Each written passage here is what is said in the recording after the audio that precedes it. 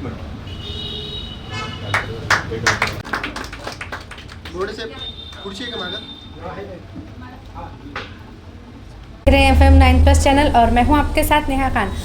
देखिए हम लोग आज उमंग हॉस्पिटल यहां पर आए हुए हैं। यहां पर उमंग हॉस्पिटल का जो है तीसरा वर्धापन दिन है, 3 साल इसे पूरे हो चुके हैं। मैं आपको बता दूं उमंग हॉस्पिटल जो है मैटरनिटी हॉस्पिटल होने के साथ साथ यहां पर आपको टेस्ट ट्यूब, बेबी, IVF, ये बहुत सारी जो एडवांस टेक्नोलॉजी है यहाँ पर इन सब का इलाज आपको मिलने वाला है। यहाँ पर हम आगे भी बहुत सारे लोगों से बात करेंगे, आपको बहुत सारी चीज़ों की जानकारी हम लोग देने वाले हैं। आज मेरे साथ एक जोड़ा यहाँ पर ऐसा है जो जिन्हें PCOD थी, यहाँ पर उमंग हॉस्पिटल यहाँ पर इनका इलाज हुआ है। आइए जानते हैं इन्हीं की ज़ुबानी कि किस तरीके से डॉक्टर्स ने मिलकर इन्हें भरोसा दिलाकर इनका इलाज किस तरीके से किया है। आइए जानते हैं इन्हीं की ज़ुबानी। माझं नाव नितीन संगेकर आहे, मी जालन्याहून आहे। आम्हाला बरेच दिवसापासून मूल होत नव्हतं, त्यामुळे आम्ही खूप डॉक्टरांना दाखवलं। बऱ्याच ठिकाणी चांगला इलाज होत नव्हता, तेव्हा आमच्या नातेवाईकांनी आम्हाला उमंग हॉस्पिटलमध्ये येण्याचा सल्ला दिला। त्यानंतर आम्ही उमंग हॉस्पिटलला कोटेचा सरांना, मगर सरांना दाखवलं। त्यांनी आमचं छान प्रकारे काउन्सिलिंग केलं आणि आता PCODची ट्रीटमेंट झाल्यानंतर आम्ही दोघंही आता आईवडील होण्याच्या तयारीमध्ये आहोत। आम्ही आता आईवडील होणार आहोत। प्रिया संगेकर, मी सर्वप्रथम उमंग हॉस्पिटलला चे खूप खूप आभार व्यक्त करते, कारण मी आज उमंग हॉस्पिटलच्या उपचारामुळं आई होणार आहे।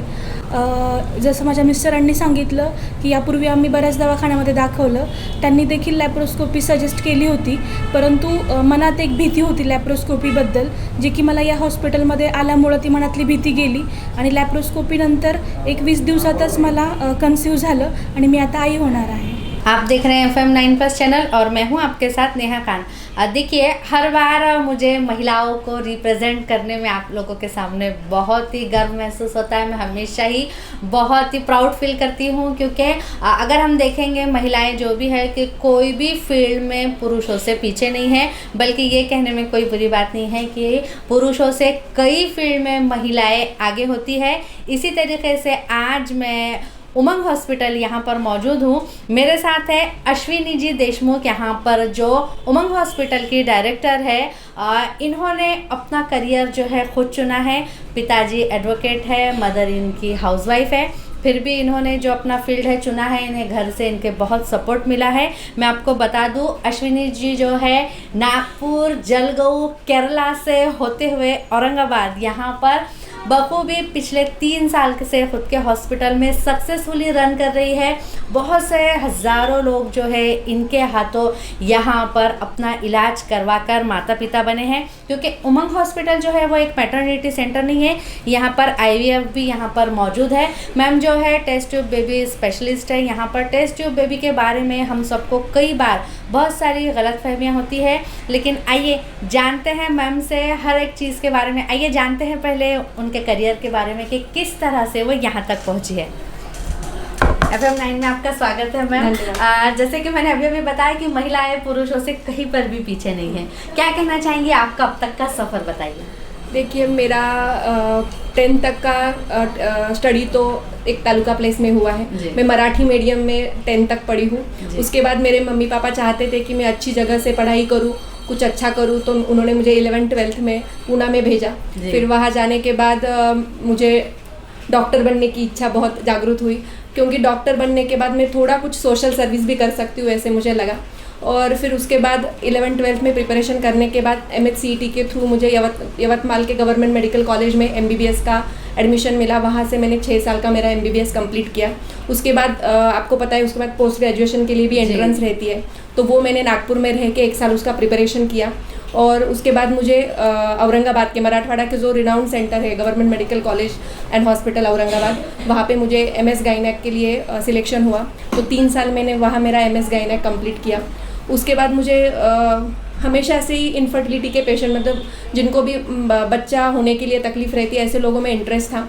तो मैंने मतलब अपने इंडिया में केरला में सबसे अच्छा ट्रीटमेंट होता है, वहाँ पे बहुत सारे सेंटर्स है, ट्रेनिंग सेंटर्स है इनफर्टिलिटी के लिए। तो वहाँ मैंने 1.5 से 2 साल इनफर्टिलिटी का ट्रीटमेंट के लिए ट्रेनिंग लिया।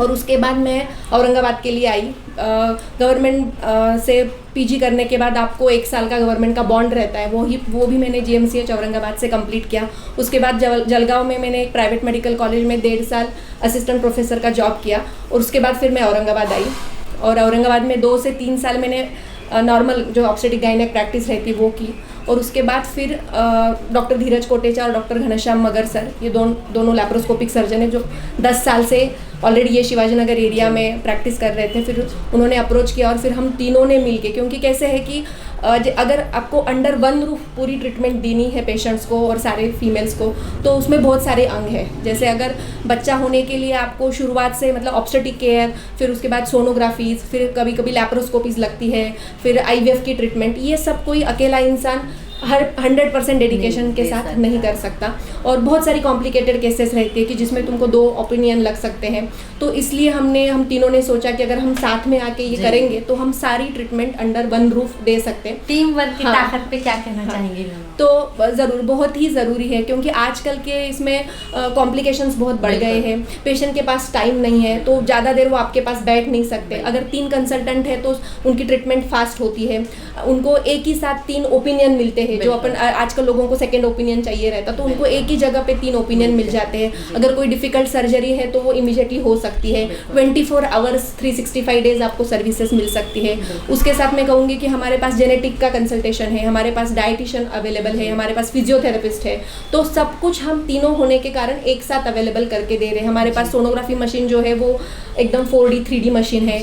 रेडियोलॉजिस्ट अवेलेबल है, जो 5वें महीने की एनामली स्कैन रहती है वो भी हमारी इन हाउस होती है। लैप्रोस्कोपिक सर्जन 2 है, धीरज कोटेचा सर, मगर सर। बाद में IVF के लिए जो लगता है, जो भी सब एडवांस टेक्नोलॉजी, ICSI, IMSI, फिर जो अजूस्पर्मिया के पेशेंट हैं उनके लिए टेस्टिकुलर बायोप्सीज, उसमें से स्पर्म्स निकाल के फिर IVF करना, ये सब एडवांस टेक्नोलॉजीज अपने पास होती है। गए 3 साल में ऑलमोस्ट 50 to 65 IVF सिर्फ बेबी हम दे चुके हैं। और रूटीन ट्रीटमेंट जो मेडिसिन सी रहती है, IUI सी रहती है, ऐसे तो कई लोग प्रेग्नेंट होके और उनके बच्चे लेके गए हैं। हम तीनों को बहुत खुशी होती है कि हम तीनों साथ में आने के कारण ये सब कुछ अपना 100% दे पा रहे हैं। और ये हमारा हमेशा रहता है कि हर साल, इसलिए हम हमारे जो भी एनिवर्सरी रहती है, वर्धापन दिन रहता है, उस दिन एक दिन फ्री कंसल्टेशन पेशेंट के लिए रखते हैं। यहाँ पर मैं आपको बता दूँ, फ्री कंसल्टेशन के साथ यहाँ पर 50% डिस्काउंट पर आपको आपकी पूरा चेकअप यहाँ पर कर मिलने वाला है। अभी हम देख रहे थे, सोनोग्राफी हो चाहे दूसरे टेस्ट हो, यहाँ पर 50% डिस्काउंट में आज वर्धापन दिन है उमंग हॉस्पिटल का, इसके माध्यम से आप यहाँ पर आधे कीमत में आज पूरा इलाज यहाँ पर करवा सकते हैं। मैम, टेस्ट ट्यूब PB में बहुत सारे लोगों को बहुत सारी गलतफहमियां है, क्या कहना चाहेंगे इस पर आप? हाँ देखो, अभी गलत फहमियाँ तो इसलिए है कि पहली चीज़ तो लोगों को ऐसे लगता है कि हम टेस्ट ट्यूब बेबी और हम लैबोरेटरी में कोई प्रोसीजर कर रहे हैं, मतलब ये बच्चा लैबोरेटरी में तैयार हो रहा है और ये हमारा है ही नहीं। तो ये ऐसा बिल्कुल नहीं है। कुछ चीज़ें, कुछ प्रॉब्लम्स आपके शरीर में दोनों में होने के कारण हस्बैंड में या वाइफ में वो खुद होके अपना एम्ब्रियो नहीं बना पाते, अपना बच्चा उनके पेट में नहीं बन पाता, तो बस उनके ही अंडे बाहर निकाल के हस्बैंड के स्पर्म लेके हम IVF लैब में उनको एक साथ लाके हम एम्ब्रियो बनाते हैं और वही एम्ब्रियो हम माँ के गर्भ में छोड़ देते हैं। मतलब आपके ही अंडे रहेंगे, आपके ही स्पर्म्स रहेंगे और उसी से आपका ही गर्भ बनने वाला है, बस उसमें हम थोड़ा उसको सपोर्ट करते हैं। तो ये 100% आपका बच्चा रहने वाला। और उसके बाद एक दूसरी ये रहती है कि हमको IVF करने में बहुत सारा खर्चा लगेगा, तो ये भी नहीं है। कुछ जमाना था जो 20-25 साल पहले, 15 साल पहले की, बहुत रेयरली ये IVF सेंटर होते थे। आज मैं बोलूँगी कि औरंगाबाद जैसे जगह पे 22 सेंटर्स है, तो ये अभी अवेलेबल ट्रीटमेंट हो गई है। जो भी इंस्ट्रूमेंट्स है, उसके लिए जो ड्रग्स लगते थे, जो मीडिया लगता था, वो अभी इजीली अवेलेबल हो चुका है। तो चार्जेस भी अभी काफ़ी अफोर्डेबल रेट में आ गए हैं, ताकि आप 1 या 2 साइकिल IVF के आराम से कर सकते हो। दूसरी बात, सबको लगता है कि ये ट्रीटमेंट करने के बाद हमको रेस्ट करनी पड़ेगी, अगर मैं वर्किंग हूँ तो मुझे घर पे ही बैठना पड़ेगा, तो ऐसा भी कुछ नहीं है। पुराने ज़माने में कैसे है कि लोगों को आने जाने में दिक्कत होती थी, बहुत दूर लोग रहते थे, तो हम उनको बोलते थे कि आराम करो, हमारे हॉस्पिटल के पास रहो। तो अभी ऐसा कुछ नहीं है, अभी हर जगह डॉक्टर्स मौजूद है, हर जगह सारे फैसिलिटीज़ है। तो IVF करने के बाद या नेचुरली प्रेगनेंसी रहने के बाद आपको सेम रेस्ट्रिक्शंस है, आप सारी काम कर सकते हो, नॉर्मल रूटीन फॉलो कर सकते हो। तो ये सारी चीज़ें, बस आपको बच्चा रखने के लिए कुछ ट्रीटमेंट की ज़रूरत है, इसका मतलब सब कुछ बदलने वाला है ऐसा नहीं है। तो लोगों ने ये सारी भ्रांतियाँ अपने मन से निकाल के, जो भी अपने प्रश्न है वो अपने डॉक्टर के जाके खुल के उससे चर्चा करके उसका सोल्यूशन निकाल के जल्दी आके ट्रीटमेंट करनी है, क्योंकि अगर आईवीएफ भी हम कर रहे हैं तो भी कुछ सालों तक ही वो कर सकते हैं। अगर आप 50-60 की उम्र में हमारे पास आओगे तो तब कुछ नहीं हो सकता, इसलिए आपने जल्दी एज से बता दीजिए हाँ। मैम कि कितने एज तक आपके पास आ सकते हैं पेशेंट? ऐसे अभी रूल के हिसाब से फीमेल 50 साल और हस्बैंड 55 यहाँ तक ही कर सकते। पर अगर आपको अपने एग से और अपने स्पर्म से बच्चा चाहिए तो उसके लिए आपको 35 के पहले ही ट्रीटमेंट करनी चाहिए, क्योंकि आफ्टर 35 आपके नंबर ऑफ एग्स बहुत कम हो जाते हैं। तो उसके बाद फिर आपको खुद के एग से बच्चा रहना मुश्किल हो जाता है, फिर डोनर की ज़रूरत उस केस में पड़ सकती है। पर डोनर लेके भी अपन 45 to 50 तक ही सिर्फ आईवीएफ कर सकते हैं। हस्बैंड के लिए वो एज 55 है। जी मैम, आपने कहा है कि आपने 61 या 62 बेबीज अभी तक टेस्ट बेबी से दिए हैं। कोई ऐसा केस था जो बहुत चैलेंजिंग था आपके लिए और हाँ, आपको करना ही था? यस अभी जैसे मैं बोलूँगी कि 1 महीना पहले उनकी डिलीवरी हुई है। 8 साल हो गए थे शादी को। वो कपल हमारे पास अमरावती से आया था। दोनों को मतलब उनका हस्बैंड के भी स्पर्म काउंट कम था कि उनको नेचुरल कंसेप्शन नहीं हो सकता था। वाइफ का भी AMH बहुत लो था, मतलब एग्स बहुत कम हो गए थे, इसलिए उनको टेस्ट ट्यूब बेबी ज़रूरत पड़ी। टेस्ट ट्यूब बेबी करने के बाद बहुत बार आपने सुना होगा कि ट्विंस बच्चे रहते हैं, तो वैसे ही उनके केस में हुआ। ट्विंस होने के बाद उनको मतलब 4th मंथ से ही बहुत ज़्यादा बहुत ज़्यादा बीपी बढ़ने के कारण कॉम्प्लिकेशंस ऐसे सब कुछ हो रहा था। बच्चे का वेट नहीं बढ़ रहा था। पर मैंने जैसे बोला कि हमारे पास टीम है, हम 3 लोग हैं, हमारे पास एडवांस सोनोग्राफीज है, एडवांस ऑपरेशन थिएटर है। तो हमने उनको 2-2.5 महीना, जो कि बहुत ही रिस्की था उनको खींचना, कि उनको 8वें महीने तक 7.5 महीने तक लेके आना और उनका सीजेरियन करना। और बच्चा अभी मतलब 2 बच्चे उनको ट्विंस मिला है, 1 बच्चा एडमिट है। तो ये सब कुछ करने के लिए तुमको टीम वर्क और बहुत ही डेडिकेटेड काम करना पड़ता है। यहाँ पर देखिए ट्विंस बेबी हुए हैं टेस्ट ट्यूब बेबी से। गलत फहमियाँ जो होती है मैम के कहने से बहुत सारी चीज़ों की मालूमात हमें मिली है। क्या मैसेज देना चाहेंगी मैम पुरुषों को ख़ास तौर पे से क्या मैसेज देना चाहेंगी? तो मैं तो ये बोलूँगी कि पहले तो अगर आपको बच्चा नहीं हो रहा है, तुम्हारे शादी के 1-1.5-2 साल के बाद अगर तुमको बच्चा नहीं हो रहा है, आप कोशिश कर रहे हो, तो आपने एक स्पेशलिस्ट डॉक्टर के पास जाने की ज़रूरत है। यहाँ वहाँ गूगल पे या फिर कहीं जाके अपने दोस्तों के साथ बातें करके उसको कहीं गलत जगह नहीं लेके जाना है। अगर तज्ञ डॉक्टर के पास, स्पेशलिस्ट के पास जाओगे तो आपके जो भी प्रॉब्लम है वो आपने उनको खुल के बात करनी चाहिए। और उसके बाद सर डॉक्टर्स आपको जो भी टेस्ट बोलते वो करके अगर आप ट्रीटमेंट लोगे तो आपको ज़रूर, ऐसे मैं बोलूँगी कि अभी ऐसा कोई भी रीज़न नहीं रहा कि जिसके कारण आपको बच्चा नहीं हो सकता। अभी सारे इसमें अपने पास ट्रीटमेंट अवेलेबल है, बस आपको खुल के आगे आने की ज़रूरत है। डॉक्टर पे विश्वास रख के वो ट्रीटमेंट 100% पूरी करने की ज़रूरत है। खासकर मैं हस्बैंड लोगों को, मतलब मेल पार्टनर को बोलूँगी कि उनको बहुत बार ऐसे लगता है, उनको वो वीर्य मतलब सेमेन टेस्ट करने के लिए रेडी नहीं रहते। उनको लगता है कि इनफर्टिलिटी है, मतलब बच्चा नहीं हो रहा है, मतलब वो फीमेल का ही दोष है। तो ऐसा बिल्कुल नहीं है। बच्चा होने के लिए 50% कॉन्ट्रीब्यूशन मेल पार्टनर की तरफ से है और फीमेल पार्टनर की तरफ से 50% कॉन्ट्रीब्यूशन है। तो आपको बच्चा नहीं हो रहा तो दोनों ने डॉक्टर के पास आके दोनों ने टेस्ट करके और दोनों ने ट्रीटमेंट लेने की ज़रूरत है। तो यही मेरा आज का मैसेज रहेगा। तो ये थे अश्विनी देशमुख जी। आइए बात करते हैं यहाँ के दूसरे डॉक्टर से। ये मैम ने अभी जैसे बताया है टीम वर्क की ताकत किस तरीके से इस हॉस्पिटल में 3 साल से रन कर रही है। मेरे साथ है धीरज कोटेचा सर, जो कि 11 साल से इस फील्ड में सक्सेसफुली रन कर रहे हैं। ये गायनोकोलॉजिस्ट भी है और लेप्रोस्कोपिक सर्जन भी है। आइए बात करते हैं इनसे और जानते हैं तफसील में कि क्या है ये सब।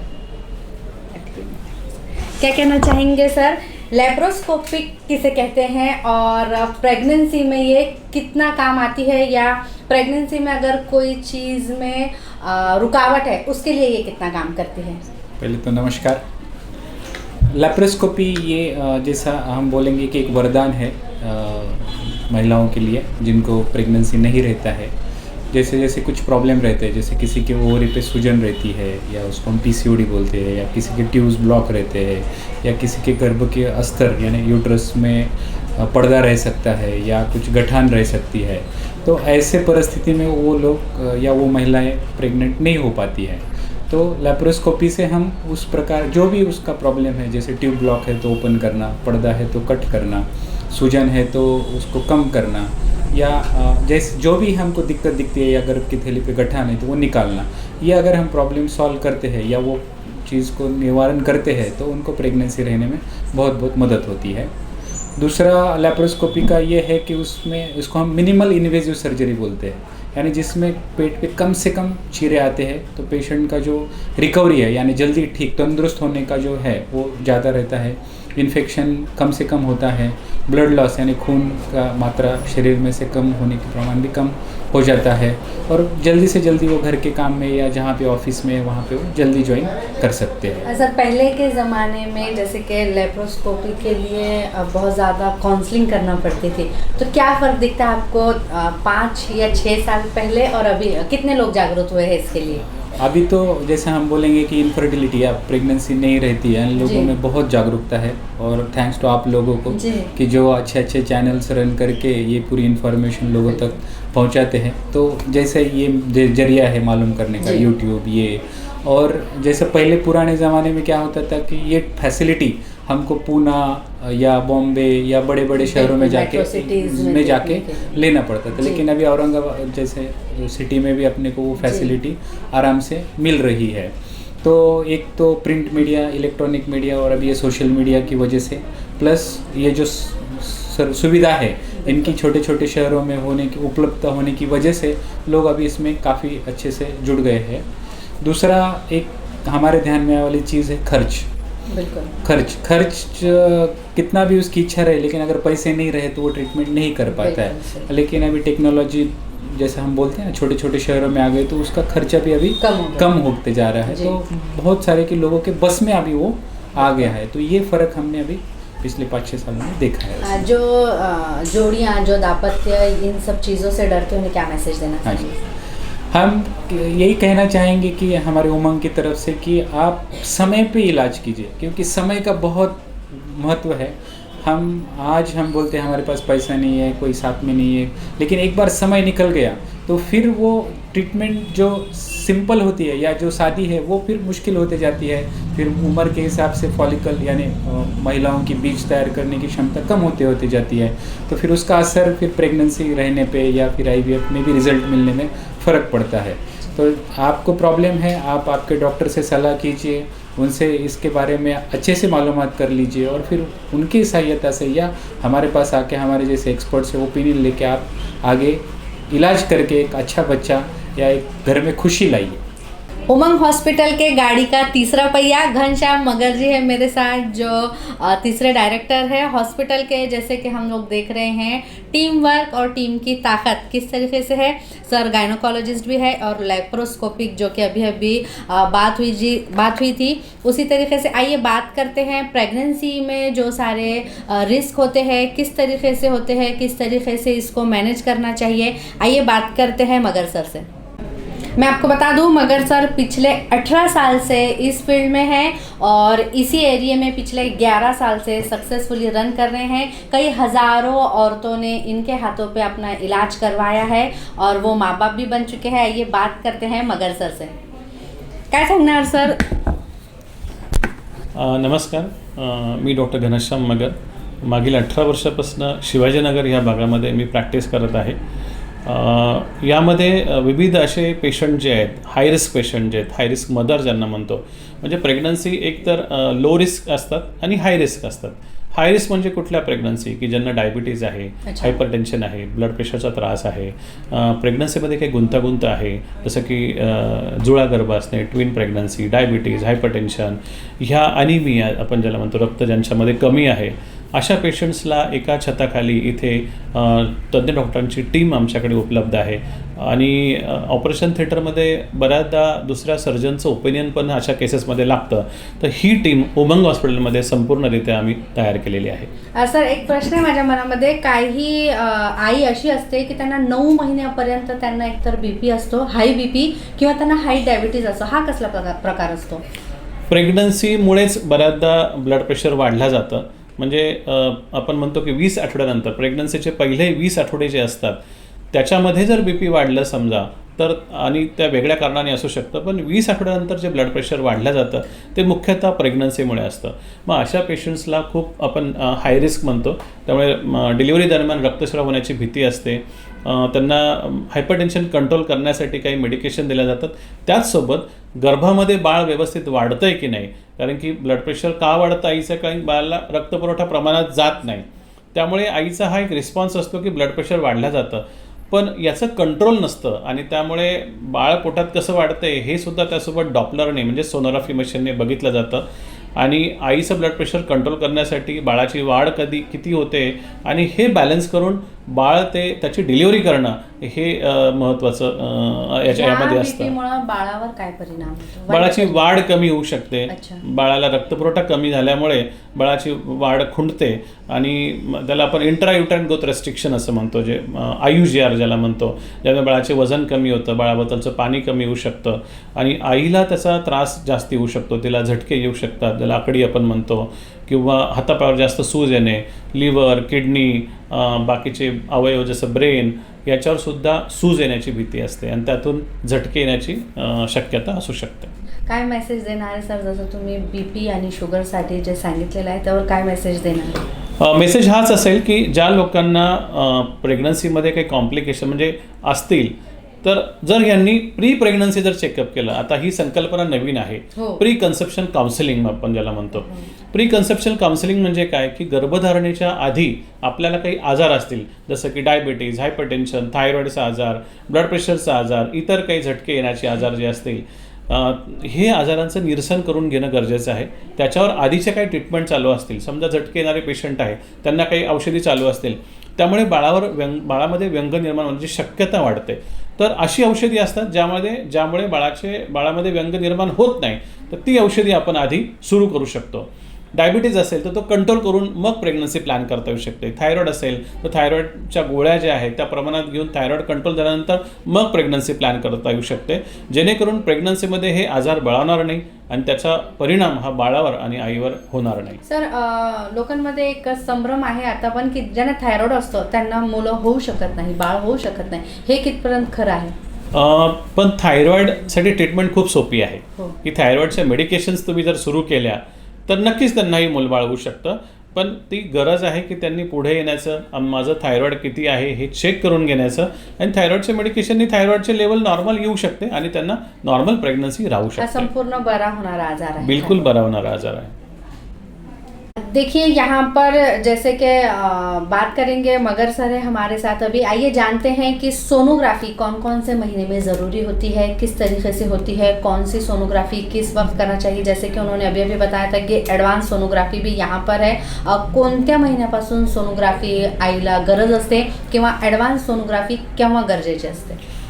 सोनोग्राफी म्हटलं तर पहिल्यांदा प्रेग्नन्सीचं निदान होण्यासाठी, बऱ्याचदा आपण युरिन प्रेग्नन्सी टेस्ट करतो, ज्यामध्ये एवढंच कळतं की पेशंट प्रेग्नंट आहे, पण ती प्रेग्नन्सी आहे हे गर्भनलिकेत आहे, गर्भाशयात आहे, सिंगल प्रेग्नन्सी आहे की ट्विन जस्टेशन आहे, नॉर्मल प्रेग्नन्सी आहे की व्हेसिक्युलर मोल आपण ज्याला म्हणतो, द्राक्षगर्भ जे मराठीत म्हटलं जातं, हे आहे की नाही हे आपल्याला जाणून घेण्यासाठी पहिली सोनोग्राफीची पहिल्या पाळी चुकल्यानंतर एक 15 ते 20 दिवसांमध्ये, साधारणतः 7 to 8 वीक्समध्ये आपण जी करतो, यामुळे आपल्याला हे निदान होतं की एक प्रेग्नन्सी का जुळा गर्भ आहे, किती आठवड्यांचा गर्भ आहे, हृदयाचे ठोके आले की नाही, गर्भाच्या बाजूला काही रक्तस्राव आहे की नाही, हे आपल्याला त्या सोनोग्राफीमध्ये, प्रथम सोनोग्राफीमध्ये कळून येतं. बाळाचे हृदयाचे ठोके केवढ्या दिवसात कळतात सर? बाळाचे हृदयाचे ठोके आपण ट्रान्सव्हजनल सोनोग्राफी जी म्हणतो, जी योनी मार्गातून सोनोग्राफी होते, त्याच्यामध्ये 5व्या आठवड्यामध्ये आपल्याला ते बाळाचे हृदयाचे ठोके कळतात आणि पोटावरनं जी सोनोग्राफी केली जाते त्याच्यात 6व्या किंवा 7व्या आठवड्यात ते हृदयाचे ठोके बाळाचे कळू शकतात. एक सिझर झाल्यानंतर सगळ्यांच्या मनात हे प्रश्न असतो सर की काय दुसऱ्यांदा नॉर्मल डिलिव्हरी होऊ शकते का? हे कोणत्या प्रश्नावर अवलंबून असतं? पहिल्यांदा सिझर झालं तर असं एक डिक्टम आहे की once a caesarean section always a institutional delivery, म्हणजे हॉस्पिटल डिलिव्हरी करणं हे खूप महत्त्वाचं असतं अशा केसेसमध्ये. आणि एकदा सिझर झाले तर ते कुठल्या कारणामुळे झाले ते आपण बघितलं जातं की पहिलं सिझर जर झालं असेल तर त्याच्यामध्ये बाळाची पोझिशन काय होती, आईच्या जे हाड असतं पेल्विस आपण ज्याला म्हणतो त्याचे मेजरमेंट्स कसे आहेत, ते ॲडिक्वेट होतं की नाही त्यावेळेला पेल्विस, तर पुन्हा डिलिव्हरी जर करायची असेल तर त्यासाठी ह्या गोष्टी खूप महत्त्वाच्या असतात.